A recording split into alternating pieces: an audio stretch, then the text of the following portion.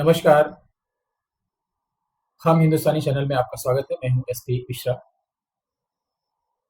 आज हम लोग बात करेंगे एक ऐसे मामले की, जो 15 साल से योगी आदित्यनाथ का पीछा कर रहा था और जिसे हाल ही में सर्वोच्च न्यायालय ने अपने एक फैसले में उनको बहुत बड़ी राहत दी।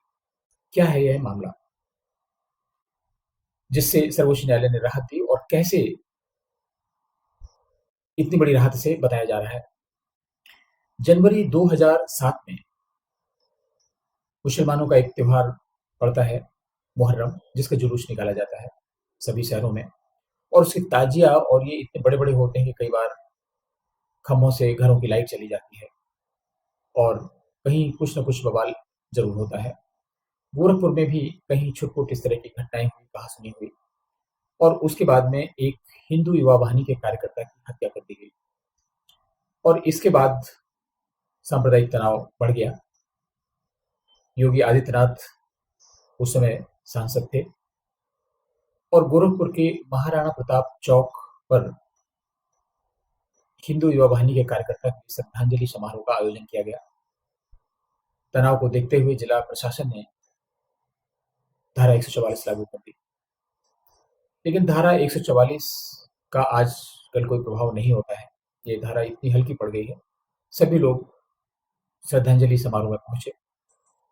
योगी जी भी पहुंचे और उन्होंने भाषण दिया और योगी जी के अन्य नजदीकी लोग जो थे वह भी पहुंचे।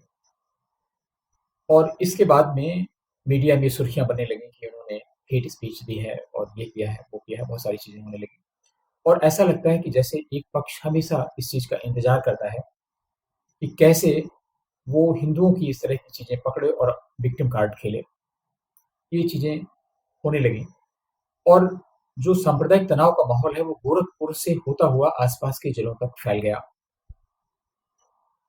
एक दिन योगी आदित्यनाथ कुशीनगर में एक जनसभा को संबोधित करने गए थे और उसमें भी मुख्य चीज यही थी, जो हिंदू युवा वाहिनी के कार्यकर्ताओं को संबोधन करना था और जो सांप्रदायिक तनाव था उसके ऊपर बात करनी थी। और स्पीच में जिला प्रशासन ने जो तय किया उसके लिए उन्हें सरकार से निर्देश मिला था। उस समय प्रदेश के मुख्यमंत्री थे मुलायम सिंह यादव और आप जानते हैं कि मुलायम सिंह यादव जैसे और भी क्षत्रप हैं उत्तर भारत में, जिनकी राजनीति केवल और केवल तुष्टिकरण पर आधारित होकर चली है। इसके साथ तमाम और भी चीजें उन्होंने जोड़ी, बाहुबली और जितने इस तरीके की चीजें हैं वो सारे लेकर चलते रहे।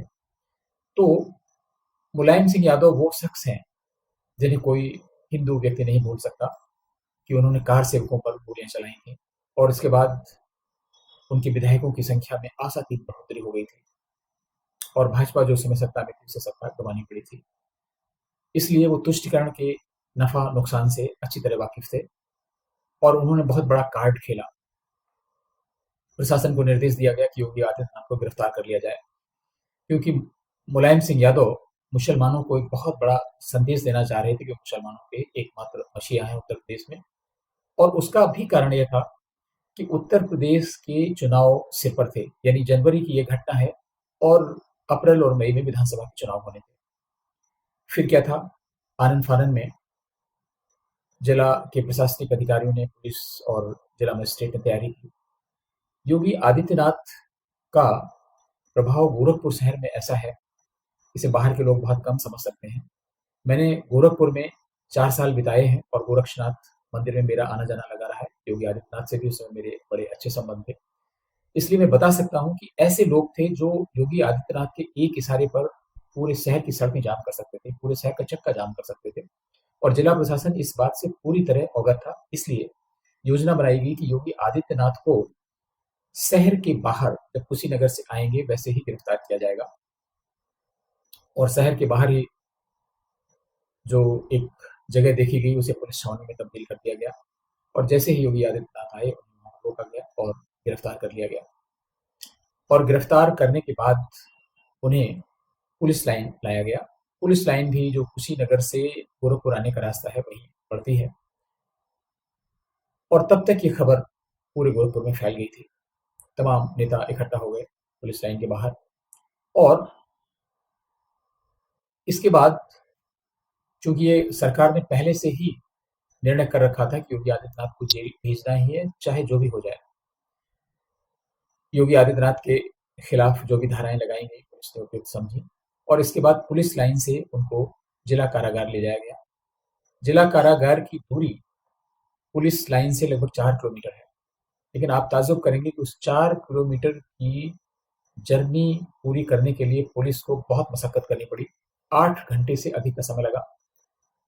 जो भाजपा के हिंदू युवा वाहिनी के कार्यकर्ता थे और जो योगी जी के सपोर्टर थे, वो गाड़ी के आगे लेट जाते थे, उनको हटाने दूसरे लेटते थे और इस तरीके से 8 घंटे लगे उनको जेल तक पहुंचाने में। आप समझ सकते हैं कि किसी नेता की लोकप्रियता का आलम यह है। लेकिन यह फिर भी गनीमत थी। अगर उनको शहर के अंदर या मंदिर परिसर से गिरफ्तार करने की कोशिश की जाती तो पता नहीं क्या होता। बहुत मुश्किल था, मतलब उनकी गिरफ्तारी लगभग असंभव हो जाती और इससे कानून व्यवस्था की स्थिति बिगड़ सकती थी। इसलिए जिला प्रशासन ने शायद ये कदम उठाया। और इसके बाद क्या हुआ, स्वतः स्फूर्त में दुकानें बंद हो गई, बाजार बंद हो गए, पूरी तरह से तनाव छा गया और कुछ हिंसक झड़पें होने लगी, आगजनी की घटनाएं भी, तोड़ फोड़ की घटनाएं भी होने लगी और ये जो सांप्रदायिक आग है ये नजदीक की जिलों में भी फैलने लगी। और जब मुख्यमंत्री मुलायम सिंह को ये बातें पता चली तो बहुत घबरा गए। उन्होंने सोचा तो यह था कि वे मुसलमानों को एक संदेश देंगे, गिरफ्तारी बहुत आसानी से हो जाएगी। जब जेल की सलाखों के पीछे योगी पहुंच जाएंगे तो मुसलमानों में संदेश जाएगा कि कितने भी वो शेर दिल बनते हों, उनको हमने सलाखों के पीछे भेज दिया। और यह काम ठीक उसी तरह से किया गया था जैसा लालू यादव ने कभी लाल कृष्ण आडवाणी का रथ रोक किया था। मुलायम सिंह की घबराहट तेज हो गई। उनको लगा कि ये इस संदेश देने के चक्कर में जो सांप्रदायिक ध्रुवीकरण होगा, उस ध्रुवीकरण का फायदा भाजपा को ज्यादा होगा और उन्हें शायद इसका फायदा ना मिल पाए। इसलिए आनन फानन में उन्होंने जिला प्रशासन के अधिकारियों के विरुद्ध कार्रवाई की। जिलाधिकारी और जो वरिष्ठ पुलिस अधीक्षक थे उनको हटा दिया गया, उनकी जगह नई तैनाती दे दी गई। लेकिन पूरे गोरखपुर में, शहर में और शहर के बाहर जिले में आंदोलन हो रहे थे, इसलिए सड़क मार्ग पूरी तरह से अवरुद्ध था। तो आप समझ सकते हैं कि जो नवनियुक्त जिलाधिकारी और जो पुलिस कप्तान थे, उनको हेलीकॉप्टर से पुलिस लाइन में उतारा गया। ये था योगी की लोकप्रियता का आलम। और जेल में इधर जब योगी जी पहुंच गए तो उनसे मिलने वालों का तांता लग गया। आप मना नहीं कर सकते जेल में कितने लोग जाएंगे कितने नहीं जाएंगे, क्योंकि अगर ये भी बंदिश लगाई जाती तो स्थितियां बहुत खराब हो जाती। इसलिए आपको जान के ताज्जुब होगा, जेल में चेकिंग होती थी लोगों की, जो अंदर जाते थे वो चेकिंग रोक दी गई और जेल की एक दीवार तोड़कर बाहर से योगी जी की बैरक तक का सीधा रास्ता बनाया गया ताकि भीड़ को नियंत्रित किया जा सके। ये उसी तरह से था जैसे भीड़ भाड़ वाले मौके पर मंदिर में व्यवस्था की जाती है कि एक भीड़ इधर से जाती है और दूसरी तरफ से निकल जाती है। तो उनकी बैरक तक जाने का रास्ता बनाया गया और बैरक के बाहर योगी जी बैठे रहते थे, जहां लोग पैर छूते थे, प्रणाम करते थे और आगे चले जाते थे। पूरे दिन भर ये तांता लगा रहता था। ये अपने आप में एक बहुत मिसाल है। सारा बाजार गोरखपुर का, आसपास के इलाकों का, पूरे जिले को बंद था। योगी जी को जमानत मिलने में 11 दिन लगे। जब 11 दिन बाद उनकी जमानत हुई तब तक बाजार स्वतः स्फूर्त बंद रहा, किसी ने दबाव नहीं डाला, मार्केट अपने आप बंद रहा और यह गोरखपुर के इतिहास में अब तक की सबसे बड़ी बाजार की बंदी थी। तो मैं आपको यह इसलिए बता रहा हूं कि आप इसे समझ सकते हैं कि योगी आदित्यनाथ के प्रति लोगों के अंदर क्या फीलिंग थी। उनकी जमानत के बाद में संसद में उन्होंने अपनी आप बीती सुनाई, बहुत भावुक हो गए, अश्रुपूरित नेत्रों से उन्होंने बताई, रोते हुए गले से। पूरा सदन सकते में आ गया और आप समझ सकते हैं कि उन आंसुओं की कीमत मुलायम सिंह को चुकानी पड़ी। जो चुनाव विधानसभा के हुए उसमें भाजपा को तो सफलता उतनी नहीं मिली जितनी मिलनी चाहिए थी, लेकिन फिर भी उनकी सीटों में इजाफा हुआ।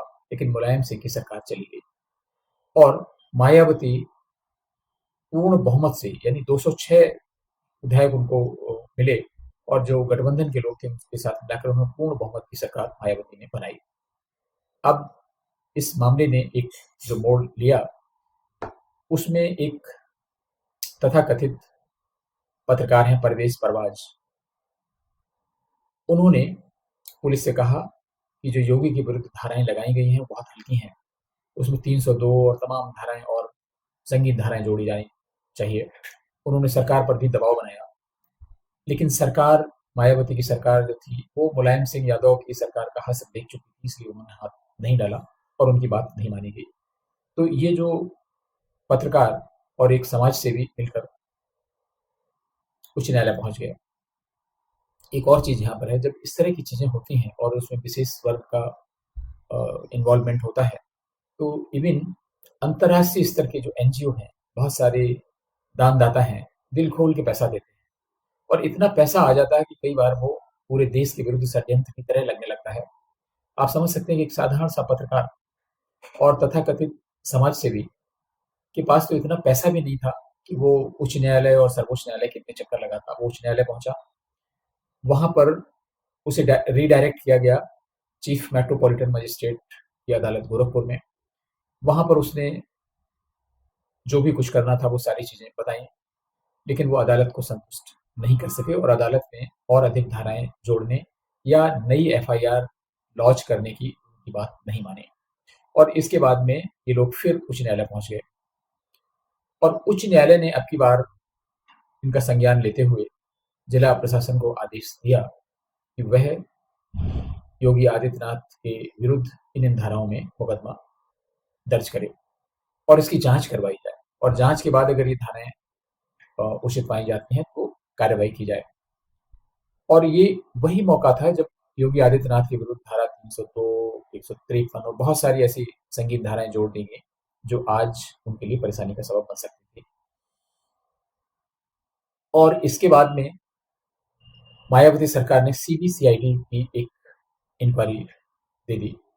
सीबीसीआईडी ने इंक्वायरी करना शुरू किया। 2008 से लेकर 2015 तक सीबीसीआईडी इंक्वायरी करती रही, लेकिन उसे कोई भी बड़े तथ्य नहीं मिले और इस तरह की एक ड्राफ्ट रिपोर्ट उसने सरकार को दी और उसमें ऐसा बताया था कि ये इसमें केस चलने वाला नहीं है। तो ये जो परवेज परवाज ग्रुप और तमाम एनजीओ ने मिलकर दबाव बनाया सरकार पर और इसके बाद में सीबीसीआईडी की रिपोर्ट थोड़ा परिवर्तन हुआ और सीबीसीआईडी ने रिपोर्ट सब भी सबमिट की और सरकार से योगी विरुद्ध मुकदमा चलाने की अनुमति मांगी और सरकार ने वो अनुमति देने का फैसला नहीं किया। और इसके बाद में फिर ये दोनों जो समाज सेवी और पत्रकार हैं, ये हाई कोर्ट पहुंच गए और वहां पर इन्होंने कहा कि चूंकि सरकार अनुमति नहीं दे रही है योगी के विरुद्ध मुकदमा दायर करने की, तो आप अनुमति दीजिए और किसी स्वतंत्र एजेंसी से सीबीआई आदि से इसकी जांच करवाने का आदेश भी दीजिए। उच्च न्यायालय ने ऐसा नहीं किया। ये बात चलती रही, सरकार के पास एक तरीके से ये जो अनुमति देने वाला प्रकरण है लंबित रहा। इस बीच में 2017 में, मार्च 2017 में योगी आदित्यनाथ उत्तर प्रदेश के मुख्यमंत्री बन गए और फिर जब हाईकोर्ट में तारीख पड़ी तो सरकार ने बाकायदा एक एफिडेविट फाइल करके उच्च न्यायालय को सूचित किया कि सरकार ने अनुमति न देने का फैसला किया है और उसका आधार ये है, ये आधार है। और उसका एक सबसे बड़ा आधार था कि सीबीसीआईडी अपनी क्लोजर रिपोर्ट पहले ही कर चुकी थी और ये 2015 का वो समय था जिस समय अखिलेश यादव की सरकार थी। अखिलेश यादव की सरकार के जमाने में ही सीबीसीआईडी की क्लोजर रिपोर्ट हुई और योगी आदित्यनाथ की सरकार ने उच्च न्यायालय को सूचित किया कि उनके विरुद्ध कोई मुकदमा देने का आधार नहीं बनता है, इसलिए सरकार अनुमति नहीं देगी। एक्चुअली सरकार की बजाय ये अनुमति राज्यपाल को देनी होती है, लेकिन राज्यपाल मंत्रिमंडल के सलाह पर ही काम करते हैं, इसलिए ये माना जाता है कि सरकार ने अनुमति नहीं दी। ये पत्रकार और लोग जो हैं, पूरा ग्रोह फिर उच्च न्यायालय पहुंचा और उसने कहा कि भाई ऐसा कैसे हो सकता है कि जो व्यक्ति मुख्यमंत्री हो वही अपने विरुद्ध मुकदमा न चलाने की अनुमति दे, मीन्स वो आदेश दे कि नहीं मुकदमा नहीं चलाएंगे, वो ये फैसला कैसे ले सकता है। उच्च न्यायालय ने पूरे मामले की समीक्षा की और जो पेटिशनर थे परवेज परवाज, उनकी याचिका खारिज कर दी और कहा कि जो सरकार ने निर्णय लिया है उसमें कोई खामी नहीं है और मामला यहीं खत्म हो जाना चाहिए। लेकिन आप समझ सकते हैं कि षड्यंत्र इतना बड़ा था, इसमें अंतर्राष्ट्रीय लोग भी शामिल थे, इतनी फंडिंग हो रही थी सब मामले में। ये मामला फिर सर्वोच्च न्यायालय पहुंच गया और सर्वोच्च न्यायालय में अपील ये की गई कि उच्च न्यायालय के फैसले को निरस्त कर दिया जाए, योगी आदित्यनाथ के विरुद्ध मुकदमा चलाने का आदेश सर्वोच्च न्यायालय दे।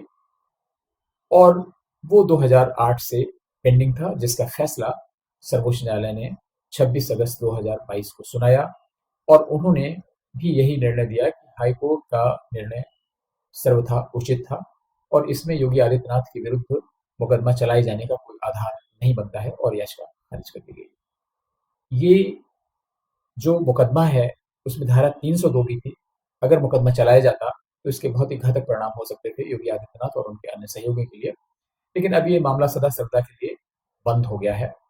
लेकिन एक कहानी छोड़ गया है कि भारत में आज भी षड्यंत्र उभरते हुए हिंदूवादी नेताओं के विरुद्ध पूरे अंतर्राष्ट्रीय स्तर से षड्यंत्र चलते रहते हैं। और एक मजेदार तथ्य यह है, जो परवेज परवाज हैं, वो अपने एक अन्य सहयोगी के साथ एक हिंदू महिला के साथ बलात्कार के दोषी पाए गए और गोरखपुर की एक अदालत ने उनको आजीवन कारावास की सजा सुनाई, जिससे वो आज भी जेल में है। लेकिन उनका मुकदमा उनके शुभचिंतक लोग आज भी लड़ रहे थे सर्वोच्च न्यायालय में। तो ये है भारत में हिंदू मुस्लिम भाईचारा, षड्यंत्र और साजिश की राजनीति हिंदूवादी नेताओं के विरुद्ध, और यह है धार्मिक सद्भाव, सांप्रदायिक सद्भाव। नमस्कार, फिर किसी मुद्दे पर आपसे मुलाकात